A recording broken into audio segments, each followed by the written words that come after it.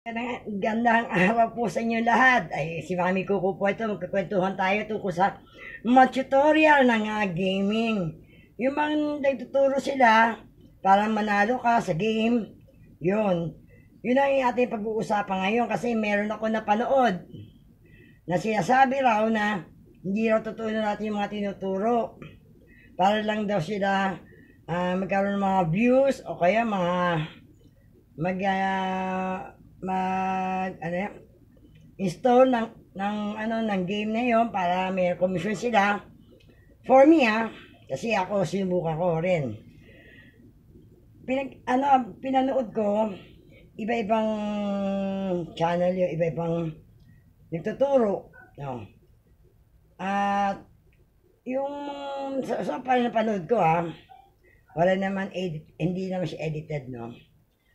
Ang ano ito, sa akin palagay lang, kasi sinasabi kasi yung napanood ko na yung niloloko lang daw. Hindi totoo yun. Kasi ako mismo, nag-install ako ng yung game na yun, at hindi naman ako nananalo In fairness naman sa hindi ako nananalo.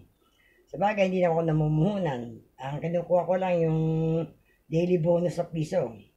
Yun ang nilalaro ko. Ngunit yung sa tutorial niya, na sinubukan ko rin gawin, umaangat naman yung piso ko.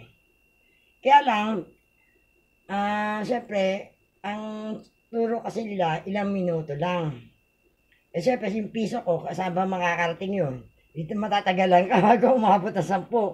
So, bago nahahatak na ng system. Kaya lagi niya tinuturo nila na 4 minutes, 3 minutes, 5 minutes, ganun lang sila.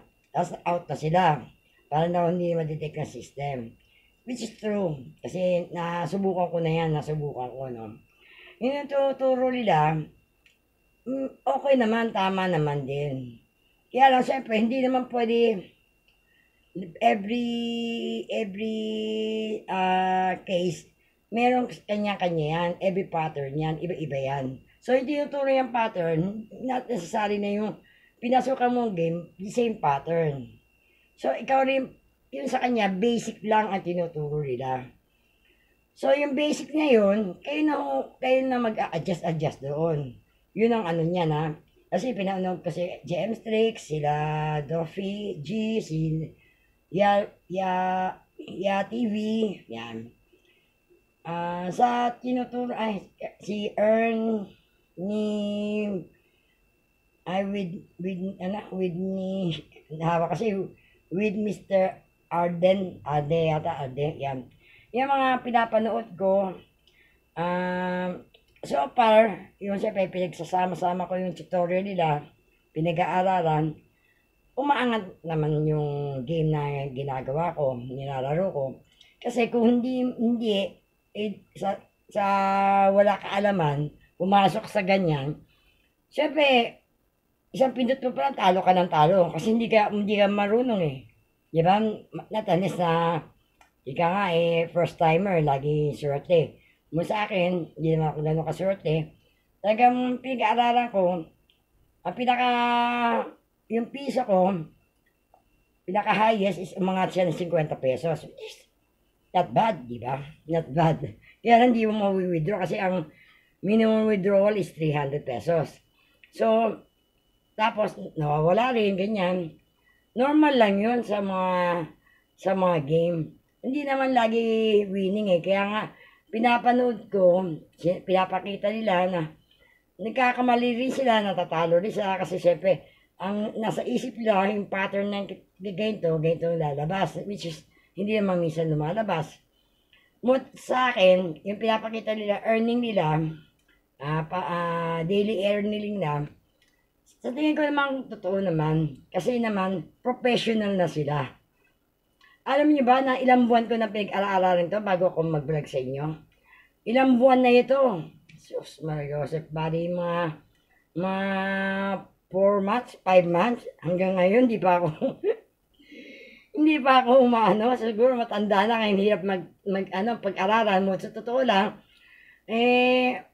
ang ugali ko kasi, tulad na sabi ng nanay ko nung araw bata pa ako, papasok ka sa ganyang trabaho, hanap buhay, wala kang alam. Lagi ko sinasabi, mapapag-aralan ko, which is, nape-penetrate ko naman ang gusto ko.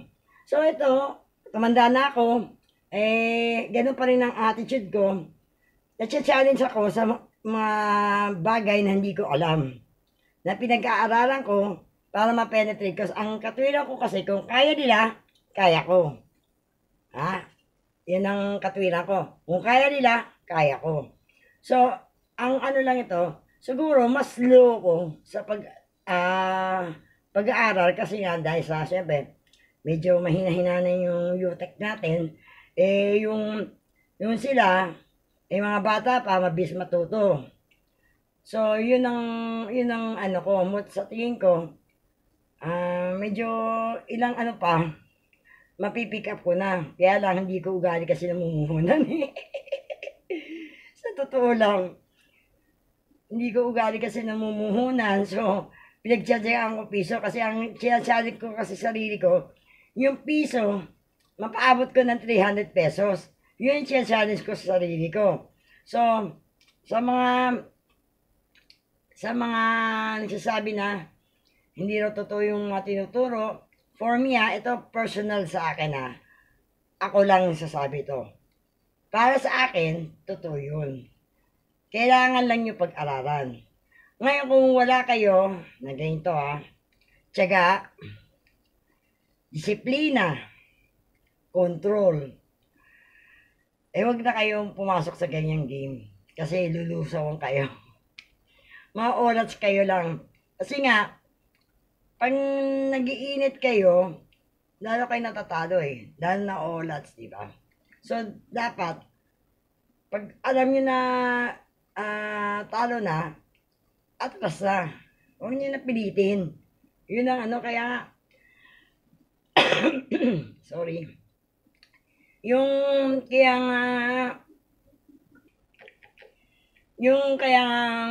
ang sa akin, para sa akin parang siyang martial art. Ika nga yung mga karate. Di ba sinasabi na? Self-control, discipline. Yun din ang palagay ko rin dito sa mga gaming. Self-control and discipline. Pag wala kang disiplina, hindi mo kontrol sarili mo, nag-iinit ka lagi, ay wag na kayong subok pumasok dyan. At lusaw. Lusaw kayo. Yan. Yan ang tama. Olats. Olats nga sinasabi din ng mga pinapanood. Olats na naman. Diba? Kasi nga, ang nangyayari sa inyo, sa sobrang init nyo, lalo kayo nag-hyper, lalo kayo nag-intense na makabawi, lalo ka nalalagasan. Kaya dapat yan, disiplina. May timer kayo dyan. 3 minutes after the end, win or lose, i-trip. Ganun dapat nangyayari.